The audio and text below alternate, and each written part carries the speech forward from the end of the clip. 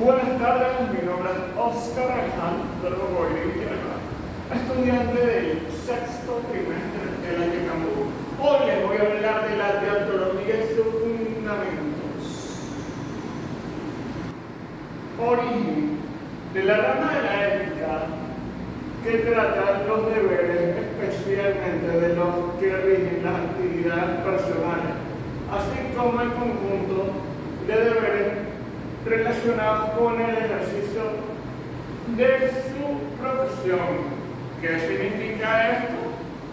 Que puede haber unas costumbres que tú estás acostumbrado a hacer, pero que no pueden ser moralmente o éticamente buenas. Por ejemplo, gritarle a tus empleados puede ser éticamente malo en tus costumbres, pero éticamente bueno en otras costumbres, o moralmente aceptable en otras culturas. De ahí es donde la ética y la moral discuten, porque ética y moral son prácticamente lo mismo.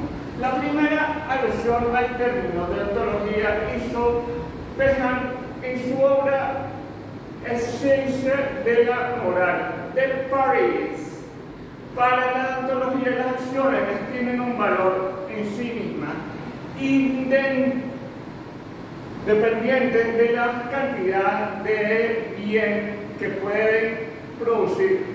Por ejemplo, hacer bien al castrar a tu perro sabiendo que le estás haciendo un mal. ¿Cómo que le estás haciendo un mal? Al animal le puede afectar, pero le estás haciendo un bien porque estás evitando que quede embarazada. Eso es la ética. Por ejemplo, ¿está bien vacunarse o está mal? Porque si te vacunas te puede dar un efecto secundario, pero si no te vacunas no puedes salir a algún lado. Ahí es donde entra la ética y la moral. De acuerdo con la combinación de que hay acciones buenas o malas en sí mismas, se sigue el deber de realizar o de evitarlas. Por ejemplo, tienes una plaga de insectos por culpa de que tú decidiste agarrar y acabar con los gorriones.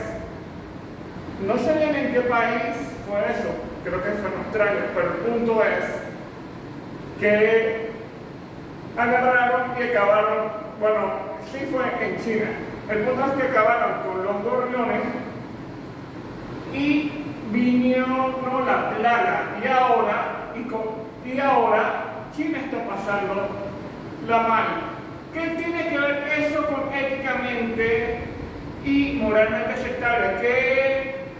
Que acabaron con los gorriones porque se comían el cultivo. Éticamente fue bueno, pero moralmente la naturaleza dijo que ustedes están equivocados y ahora vienen los insectos y no tienes el depredador natural. Igualmente, poner un depredador en un área, por ejemplo, poner leones en una zona donde no haya leones, o jaguares en una zona donde no haya jaguar, obviamente al no tener depredadores naturales se van a esparcir. ¿Por qué los pusiste ahí? Seguramente para acabar con una plaga, pero adivina que el tiro te salió por la culata y ahora tú estás rendido tirado en el piso mientras que tienes un montón de animales que te están dañando la fauna silvestre. Ocurre. Aquí vamos a hablar con un tema tabú. Una acción puede ser moralmente correcta aunque no produzca la mayor cantidad de bien, porque es justa, porque ¿qué significa? ¿Qué significa que vamos a hablar de un tema tabú? Reducir la población es malo, pero es buena para el planeta supuestamente. Ahora, lo moralmente y lo éticamente correcto es decir, vamos a cuidar el planeta, porque podemos tener la cantidad de hijos que queramos, pero el problema es que no lo queremos aceptar. Igual con lo de la castración de los animales o de eliminar a los animales en la calle. Tú tienes la posibilidad de crearle refugio o tienes la posibilidad de eliminarlos. Moralmente y éticamente pueden estar en desacuerdo, pero si es necesario se tiene que eliminar. Por ejemplo, hay ratas acá que se tienen que eliminar.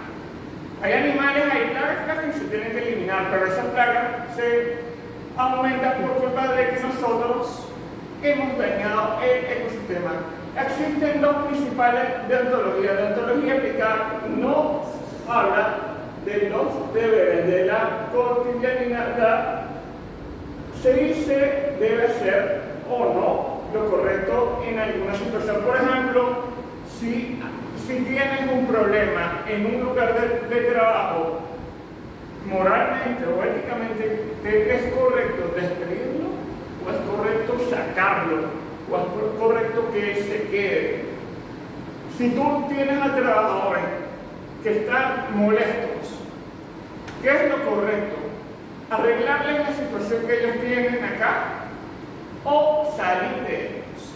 Deontología persuasiva: determinar el comportamiento con base con reglas planteadas o necesarias para la convivencia. Por ejemplo, si tú te comportas de tal manera, te voy a dar un premio. Si tú te comportas de tal manera, te voy a dar un castigo. Aquí también podemos hablar de otro tema tabú. ¿La pena capital es buena o es mala? Ponte a ver moralmente y éticamente hablando. Si tú matas a un prisionero, el ojo por ojo, diente por diente nunca sirve. Si tú agarras y tú lo tienes preso, vas a tener que gastar en él. Aquí es donde te pregunto, ¿tú qué harías? ¿Dejar al prisionero libre o dejar al prisionero que se muera? Aquí lo que puedo recomendar es arreglar la educación y tendrás esa solución. No tendrás que matar, no tendrás que gastar plata en un prisionero porque tú arreglaste la educación. Ética y moralmente hablando, es injusto para el prisionero o es poco útil que tú tengas un prisionero muriéndose en una silla eléctrica o en un parado de fusilamiento, que tú lo tengas toda su vida en una cárcel. Moral y éticamente hablando, lo que puedes hacer es simplemente mejorar la educación y evitar que el prisionero haga su delito.